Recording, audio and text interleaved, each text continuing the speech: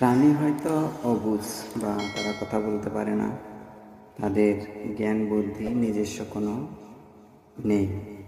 মানুষের তো আছে। তাহলে মানুষের জ্ঞান আছে, বুদ্ধি আছে, প্রজ্ঞা আছে, সব কিছু আছে। থাকার পরেও মানুষ কেন এত হিংসুক বা ঘৃণার কাতরে মানুষকে মানুষ দেখে, মানুষের টাকা পয়সা ধন দৌলত হরণ করার চেষ্টা করে, অন্যের ক্ষতি কেন করে? আসলে এরা কোন কুল থেকে আসছে? পশুকুল না নরকুল না রাক্ষসের কুল থেকে? আসলে এই মানুষ নামের অমানুষগুলো কোনোদিনও ভালো হবে না বা ভালো হওয়ার চেষ্টাও করবে না।